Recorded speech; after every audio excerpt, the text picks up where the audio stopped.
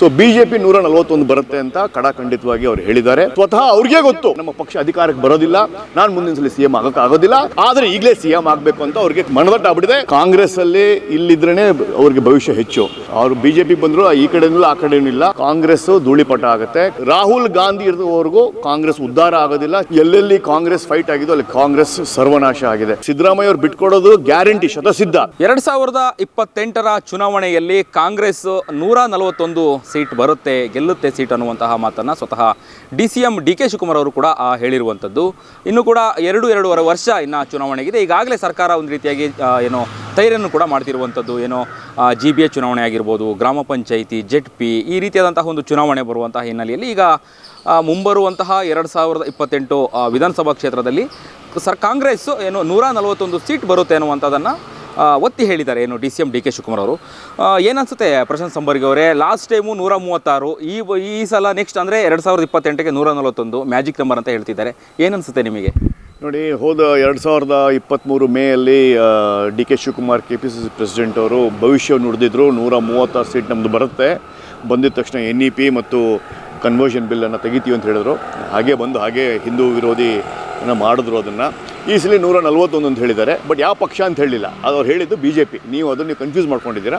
So BJP 141 ಬರುತ್ತೆ ಅಂತ ಕಡಾಖಂಡಿತವಾಗಿ ಅವರು ಹೇಳಿದ್ದಾರೆ. ಯಾಕೆ ಅಂದರೆ ಸ್ವತಃ ಅವ್ರಿಗೆ ಗೊತ್ತು ನಮ್ಮ ಪಕ್ಷ ಅಧಿಕಾರಕ್ಕೆ ಬರೋದಿಲ್ಲ, ನಾನು ಮುಂದಿನ ಸಲ ಸಿಎಂ ಆಗೋದಿಲ್ಲ, ಆದರೆ ಈಗಲೇ ಸಿಎಂ ಆಗಬೇಕು ಅಂತ ಅವ್ರಿಗೆ ಮನದಟ್ಟಾಗ್ಬಿಟ್ಟಿದೆ.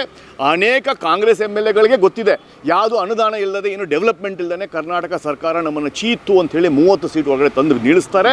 ಅದು ಗೊತ್ತಿದೆ ಅವರಿಗೆ. ಇದು ಕಟ್ಟಿಟ್ಟ ಬುತ್ತಿ. 2028ರಲ್ಲಿ BJP ಸರ್ಕಾರ ಬರುತ್ತೆ ಅಂತ ಗೊತ್ತಿದೆ. ಅದಕ್ಕೋಸ್ಕರ ಬಾಯಿ ತಪ್ಪಿ 141 BJPಗೆ ಬರುತ್ತೆ ಅಂತ ಹೇಳಿದ್ದಾರೆ ಅಷ್ಟೇ. ನೀವು ಅದನ್ನು ತಪ್ಪಾಗಿ ಕೇಳಿಸ್ಕೊಂಡಿದ್ದೀರಾ. ಬರೋದೇ 141 ಮೇಲೆ BJP ಅಧಿಕಾರಕ್ಕೆ ಬರುತ್ತೆ ಅಂತ ಅವರೇ ಭವಿಷ್ಯ ನೋಡಿದ್ದಾರೆ. ಹಾಗಾದರೆ DCM DK ಶಿವಕುಮಾರ್ ನೆಕ್ಸ್ಟ್ ಬರುವಂತಹ ಚುನಾವಣೆಗೆ BJP ಸೇರ್ಪಡೆ ಆಗ್ತಾರೆ ಅಂತ ಹೇಳ್ತಿದ್ರೆ ಅಥವಾ ಏನು? ಅವ್ರಿಗೆ ಕಾಂಗ್ರೆಸ್ಸಲ್ಲಿ ಇಲ್ಲಿದ್ರೇ ಅವ್ರಿಗೆ ಭವಿಷ್ಯ ಹೆಚ್ಚು.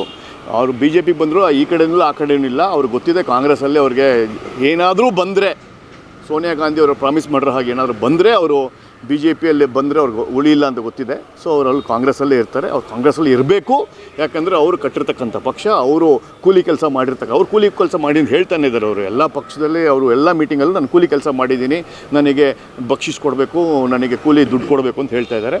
So he is good for Congress. Let him be in Congress and I wish him all the best. Yes, okay. ಇನ್ನು ಮುಂಬರುವಂಥ ದಿನಗಳಲ್ಲಿ ಬಜೆಟ್ ಆಗ್ತದೆ. ಬಜೆಟ್ ಆದಮೇಲೆ DCM DK ಶಿವಕುಮಾರ್ ಅವರು CM ಆಗಿ ಅಧಿಕಾರ ಸ್ವೀಕಾರ ಮಾಡ್ತಾರೆ ಅನ್ನುವಂತಹ ಒಂದಷ್ಟು ಊಹಾಪೋಹಗಳಿದೆ. ನೀವು ಕೂಡ DCM DK ಶಿವಕುಮಾರ್ ಮುಖ್ಯಮಂತ್ರಿ ಆಗಲಿ ಅನ್ನುವಂತಹ ಒಂದು ಆಶೀರ್ವಾದನ ಅಥವಾ ನೀವು ಅವರ ಆಸೆನ ನೀವು ತೋಡ್ಕೊಂಡಿದ್ರಿ, ಹೇಳ್ಕೊಂಡಿದ್ರಿ? ನೋಡಿ, ಇದು ಕಿತ್ಕೊಳಕ್ಕಾಗೋದಿಲ್ಲ. ಯಾಕಂದರೆ ಸ್ವತಃ ಮುಖ್ಯಮಂತ್ರಿಗಳು ಸಿದ್ದರಾಮಯ್ಯವರು ವಾಲಂಟ್ರಿಯಾಗಿ ಬಿಟ್ಕೊಟ್ಟು DK ಶಿವಕುಮಾರನ್ನು CM ಚೇರಲ್ಲಿ ಕೂಡಿಸಿದ್ರೆ ಮಾತ್ರ ಆಗುತ್ತೆ. ಕಿತ್ತಾಟ ಮಾಡಿದ್ರೆ ಕಾಂಗ್ರೆಸ್ ಏನು 30 ಸೀಟ್ ಬರೋದೇನಿದೆಯೋ 2028ಕ್ಕೆ ಅದು ಮುಗ್ದು ಹೋಗಿ ಇನ್ನೊಂದು ಯಾವುದೋ ಒಂದು ಹೊಸ ಪಕ್ಷ, ಹೇಗೆ ಬಂಗಾರಪ್ಪನವರು ಹೊಸ ಪಕ್ಷ ಕರ್ನಾಟಕ ಕಾಂಗ್ರೆಸ್ ಅಂತ ಸೃಷ್ಟಿ ಮಾಡಿದ್ರು, ಹೇಗೆ BJPಯಲ್ಲಿ ಯಡಿಯೂರಪ್ಪ ಅವರು KJP ಅಂತ ಮಾಡಿದ್ರು, ಹಾಗೆ ಕಾಂಗ್ರೆಸ್ಸು ಧೂಳಿಪಟ ಆಗುತ್ತೆ. ಕಾಂಗ್ರೆಸ್ ಮುಕ್ತ ಭಾರತದ ಕನಸು ಏನು ಮೋದಿ ಅವರು ಅಥವಾ BJP ಅವರು ಕನಸ್ಕೊಂಡಿದ್ದಾರೋ ಅದು ಖಂಡಿತವಾಗಿ ಎಷ್ಟು ರಾಜ್ಯಗಳಲ್ಲಿದೆ. ಈಗ ಮುಂದಿನ ದಿನಗಳಲ್ಲಿ ತಮಿಳುನಾಡಲ್ಲಿ ಬರೋದ್ರಲ್ಲಿ ಅವರಿಗೆ ವಿರೋಧ ಪಕ್ಷ ಅಲ್ಲ, ಸೀಟ್ ಕೊಡ್ತಾ ಇಲ್ಲ. AIDMK DMK ಮತ್ತು ವಿಜಯ್ ಅವರ ಪಕ್ಷದಲ್ಲಿ ಅವರಿಗೆ ಹೊಂದಾಣಿಕೆ ಮಾಡ್ಕೊಂಡು ಯಾರೂ ಅವ್ರ ಜೊತೆ ಇಷ್ಟ ಇಲ್ಲ. ಕೇರಳದಲ್ಲಿ ಮಣಿಶಂಕರ್ ಅಯ್ಯರ್ ಅವರೇ ಸ್ವತಃ ಮೊನ್ನೆ ತ್ರಿವೇಂದ್ರಮಲ್ಲಿ ನಾವು ಅಧಿಕಾರಕ್ಕೆ ಬರಲ್ಲ, LDF ಅಧಿಕಾರಕ್ಕೆ ಬರುತ್ತೆ ಅನ್ನೋದನ್ನು ಸ್ಪಷ್ಟವಾಗಿ ಹೇಳಿದ್ದಾರೆ. ಕಾಂಗ್ರೆಸ್ ಅವ್ರಿಗೆ ಗೊತ್ತಿದೆ ಇದು ರಾಹುಲ್ ಗಾಂಧಿ ಇರೋವರೆಗೂ ಕಾಂಗ್ರೆಸ್ ಉದ್ಧಾರ ಆಗೋದಿಲ್ಲ. ಮೊನ್ನೆ ಕಾರ್ತಿಕ್ ಚಿದಂಬರಂ ಅವರು ತಮ್ಮ ಇಂಟರ್ವ್ಯೂಗಳಲ್ಲಿ ಚೇಂಜ್ ಆಫ್ ಲೀಡರ್ಶಿಪ್, ಹೊಸ ಲೀಡರ್ ಬರೋವರೆಗೂ ಕಾಂಗ್ರೆಸ್ಗೆ ಉಳಿಗಾಲ ಇಲ್ಲ ಅಂತ ಸ್ವತಃ ಅವರ ಪಕ್ಷದ ಅನೇಕ ನಾಯಕರು, ಮಣಿಶಂಕರ್ ಅಯ್ಯರ್ ಆಗಿರ್ಬೋದು, ಕಾರ್ತಿಕ್ ಚಿದಂಬರಂ ಆಗಿರ್ಬೋದು, ಸ್ಪಷ್ಟವಾಗಿ ಅನೇಕ ಇಂಟರ್ವ್ಯೂಗಳಲ್ಲಿ ಹಿಂದಿನ 2 ದಿನಗಳಲ್ಲಿ ಕೊಟ್ಟಿದ್ದಾರೆ. ಅದನ್ನು ನೀವು ನೋಡ್ಬೋದು. ಅಲ್ಲಿರೋ ಜನಕ್ಕೇ ಈ ಪಕ್ಷದ ಬಗ್ಗೆ ಆಸಕ್ತಿ ಇಲ್ಲ ಮತ್ತು ಅದ್ರ ಬಗ್ಗೆ ನಂಬಿಕೆ ಇಲ್ಲ. ಈಗ ಕರ್ನಾಟಕ ಜನತೆ ನಂಬಿಕೆ ಇಡ್ತಾರಾ? ಅಭಿವೃದ್ಧಿನೇ ಶೂನ್ಯ ಮಾಡಿರಬೇಕಾದ್ರೆ ಏನನ್ನು ನೀವು ಮುಂದೆ 2028ಗೆ ಏನನ್ನ ಹೋಗ್ತೀರಾ ನೀವು? ಕರಪ್ಷನ್ ಹೈ ಆಗಿದೆ. ಗ್ರೇಟರ್ ಬ್ಯಾಂಗ್ಳೂರಲ್ಲಿ ಒಂದು ಸಿಂಪಲ್ ಖಾತಾ ಮಾಡಿಸ್ಕೊಳ್ಳಿಕ್ಕೆ ಒಂದು ಕಮಿಷನ್ ಕೇಳ್ತಾ ಇದ್ದಾರೆ, ಬ್ರೈಬ್ ಕೇಳ್ತಾ ಇದ್ದಾರೆ. ಕಾಂಟ್ರಾಕ್ಟರ್ ಅಸೋಸಿಯೇಷನ್ ಅವರು ಪ್ರತಿ ಸಲ ಒಂದು ಮೀಟಿಂಗ್ ಕರೆದಾಗ ಬ್ರೈಬ್ ಬಗ್ಗೆ ಮಾತಾಡ್ತಾ ಇದ್ದಾರೆ. ಏನು 40% ಕಮಿಷನ್ ಅಂತ ಸುಳ್ಳು ಆಪಾದನೆ ಮಾಡಿ ಬಿ ಜೆ ಪಿನ ಮೂಲೆಗುಂಪು ಮಾಡಿದ್ರು. 60% ಕಮಿಷನ್ ಅಂತ ಸ್ವತಃ ಅದೇ ಕಾಂಟ್ರಾಕ್ಟರ್ ಸಂಘ ಈಗ ಹೇಳ್ತಾ ಇದೆ. ಸೊ ಹೀಗಿರಬೇಕಾದ್ರೆ MLAಗಳಿಗೆ ಡೆವಲಪ್ಮೆಂಟ್ ಇಲ್ದೇ ಅವ್ರಿಗೆ ಬಿ ಜೆ ಪಿಗೆ ಹೋಗಬೇಕಾ JDSಗೆ ಹೋಗ್ಬೇಕಾ ಅನ್ನೋ ಒಂದು ಮನಸ್ಥಿತಿ ಬಂದಿರೋದ್ರಿಂದ DK ಶಿವಕುಮಾರ್ ಅವರು 141 ಭವಿಷ್ಯ ನೋಡ್ತಿರೋದು ಬಿ ಜೆ ಪಿಗೆ. ಓಕೆ, ಇನ್ನು ಫಾರಿನ್ ಟ್ರಿಪ್ಪು ಭಾಳ ಚರ್ಚೆಯಲ್ಲಿದೆ ಈಗ ರಾಜ್ಯದಲ್ಲಿ.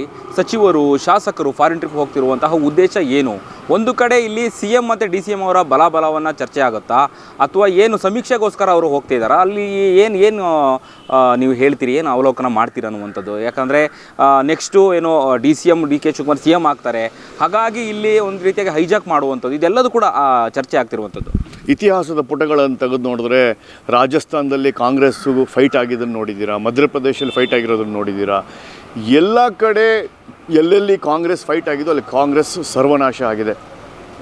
ಹಾಗಿರೋದ್ರಿಂದ ಇನ್ಕ್ಲೂಡಿಂಗ್ ಮಹಾರಾಷ್ಟ್ರದ ನೀವು ಇತಿಹಾಸ ತೆಗೆದು ನೋಡಿದ್ರೆ ಶರದ್ ಪವಾರ್ ಆಚೆ ಬಂದು ಹೇಗೆ ಕಾಂಗ್ರೆಸ್ಸನ್ನು ಬಿಟ್ಟು ಹೋದರು, ಸಚಿನ್ ಪೈಲಟ್ ಆಗಿರ್ಬೋದು, ಮಾಧವರಾವ್ ಸಿಂಧ್ಯಾ ಆಗಿರ್ಬೋದು, ರಾಜಸ್ಥಾನದಲ್ಲಿ ಅನೇಕ ಕಾಂಗ್ರೆಸ್ಸರು ಬಿಟ್ಟು ಹೋಗಿರೋದನ್ನು ನೋಡಿದ್ದೀರಾ.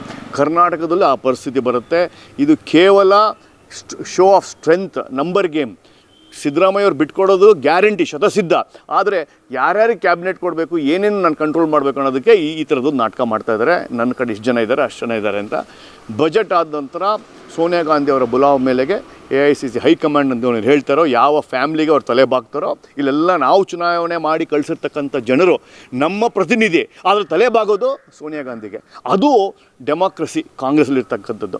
ಸೊ ಅಲ್ಲಿ ಹೋಗಿ ಅವ್ರು ತಲೆ ಬಾಗ್ತಾರಲ್ಲ, ತಲೆ ಬಾಗಿ ಅಲ್ಲೇನೋ ಒಂದು ಹೇಳ್ತಾರೆ ಕಿವಿಯಲ್ಲಿ, ಇಲ್ಲಿ ಬಂದು ರಿಸೈನ್ ಮಾಡ್ತಾರೆ. DK ಶಿವಕುಮಾರ್ ಮುಖ್ಯಮಂತ್ರಿ ಆಗ್ತಾರೆ. Yes, okay. ಇನ್ನು ಪ್ರಶಾಂತ್ ಸಂಬರಿ ಅವರು 2028 ವಿಧಾನಸಭಾ ಚುನಾವಣೆಯಲ್ಲಿ ಸ್ಪರ್ಧಿಸ್ತಾರಾ ಅಥವಾ GBA ಚುನಾವಣೆಯಲ್ಲಿ ಸ್ಪರ್ಧಿಸ್ತಾರಾ ಅನ್ನೋದು? ನೋಡಿ, ಸಾಮಾಜಿಕ ಸೇವೆ ಮಾಡಲಿಕ್ಕೆ ಕೇವಲ MLA ಮತ್ತು ಕಾರ್ಪೊರೇಟರ್ ಆಗೋ ನೆಸಿಟಿ ಇಲ್ಲ. ಅನೇಕ ದಾರಿಗಳಿವೆ. ಆ ದಾರಿಗಳನ್ನು ಹುಡ್ಕೊಂಡಿದ್ದೀವಿ. ಅದರಲ್ಲೇ ಕೆಲಸ ಮಾಡ್ತಾಯಿದ್ದೀವಿ. ಜನರಲ್ಲಿ ಗುರ್ಸ್ಕೊತಾ ಇದ್ದೀವಿ, ಜನರ ಸೇವೆ ಮಾಡ್ತಾಯಿದ್ದೀವಿ. ಯಾವ ಟೈಮ್ ಬರುತ್ತೋ ಆ ಟೈಮ್ಗೆ ನಾವು ರಾಜಕೀಯವಾಗಿ ಅದೇನೋ ರಾಜಕೀಯನ ಕದ್ದು ಮುಚ್ಚಿ ಮಾಡೋದು ಹೇಗಿಲ್ಲ. ಏನಿದ್ರೂ ಓಪನ್ನಾಗಿ ಮಾಡಬೇಕು, ಪಬ್ಲಿಕ್ ಮುಂದೆ ಮಾಡಬೇಕು. ಜನರ ಆಶೀರ್ವಾದ ಬೇಕೇ ಬೇಕು. ಜನರ ಆಶೀರ್ವಾದಕ್ಕೋಸ್ಕರ ಮುಂದಿನ ದಿನಗಳಲ್ಲಿ ನಮ್ಮ ಕಾರ್ಯಕ್ರಮಗಳನ್ನು ಹೇಳ್ತೇವೆ. ಇದಿಷ್ಟು ಪ್ರಶಾಂತ್ ಸಂಬರಿ ಅವರ ಮಾತುಗಳಾಗಿತ್ತು. ಕ್ಯಾಮರಾ ಪರ್ಸನ್ ಅಭಿಲಾಷ್ ಜೊತೆ Abhijit Ganesh, Karnataka TV, Bengaluru.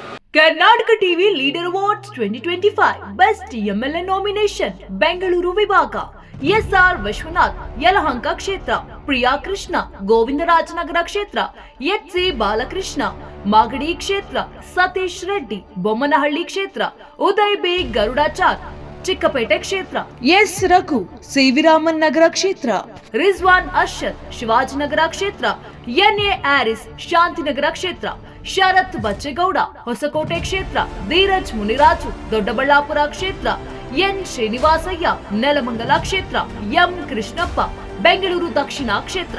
Karnataka TV WhatsApp channel ಮೂಲಕ ವೋಟ್ ಮಾಡಿ ಹಾಗೂ ಇವರಲ್ಲಿ ಬೆಸ್ಟ್ MLA ಯಾರು ಕಮೆಂಟ್ ಮಾಡಿ. ನೀವು ಸಣ್ಣ ಆಗ್ಬೇಕಲ್ವಾ? ಅದು ಒಂದು ಉತ್ತಮ ಆಹಾರದಿಂದ ಸಣ್ಣ ಆಗ್ಬೇಕಲ್ವಾ? ಪ್ರತಿದಿನ ನಮ್ಮ ಜೀನಿ ಸ್ಲಿಮ್ ನ ಯೂಸ್ ಮಾಡಿ ಯಾವುದೇ ಸೈಡ್ ಎಫೆಕ್ಟ್ ಇಲ್ದಂಗೆ ನೀವು ಸಣ್ಣ ಆಗ್ತೀರಾ.